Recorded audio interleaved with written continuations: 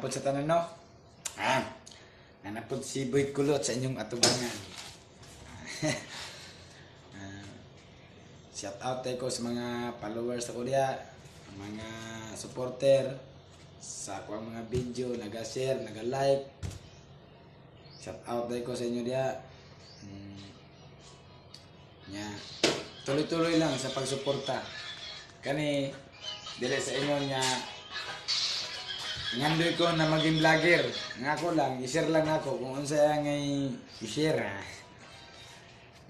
Nabit ako i-share sa inyo, no?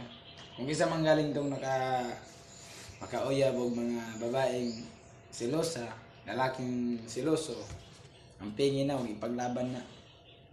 Kay seryoso kay na sa relasyon. Kay mo na nga magasilo sila.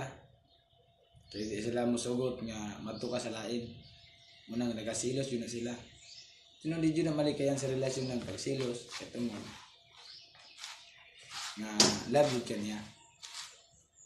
Nga paminaw lagi. Dili kaya magpadala ka na mong katapad yan magmarites. Huwag magyapong kayo magkuha na. Paminaw. Na, pagkita na mag-istorya. Lahat na yung pang-istorya. Paminaw ka, ibonal ta ka diya. Labayon ta kag baso karon, di ka maminaw.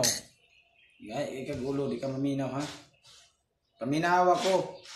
O makabalo ka kung si Tino, ay, paminaw ba? So maminaw ka o yogbok ta ka. Paminaw ba? Paminaw. Hoy, paminaw lagi. Agulo, hindi maminaw. Sa mga hindi gusto ni mo di ay. Ano? Kaminaw. Kamaminaw. Ay, kakagulo. Maminaw.